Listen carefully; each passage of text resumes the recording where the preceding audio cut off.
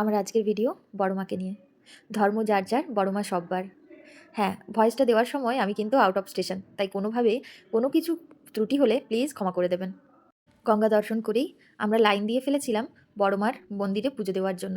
আমরা গেছিলাম দুপুর দুপুর নাগাদ। মন্দির চত্বরে ভিড় থাকলেও আমাদের পুজো দিতে কিন্তু কোনো রকম কিছু দেরি হয়নি। ওই যে বলে না, বড় মার প্রতি বিশ্বাস আর টানটা রাখতে, হয়তো সে কারণেই নির্বিঘ্নে কেটেছিল দিনটা। কী যে সুন্দর কাটিয়েছিলাম দিনটা, বলে বোঝাতে পারবো না। তাই ভাবলাম শেয়ার করি আপনাদের সাথে। এই যে দোকানটা দেখছেন, এই দোকান থেকেই কিনেছিলাম আমরা পুজোর সামগ্রী। আমরা পরপর লাইন দিয়ে দিয়ে একে একে ঢুকেছিলাম মন্দিরে। মন্দিরের ভেতরের যে চত্বরটা ভীষণ সুন্দর ছিল জানেন। সবাই খুব ভালোভাবে নির্বিঘ্নে আমরা পুজো দিয়েছিলাম।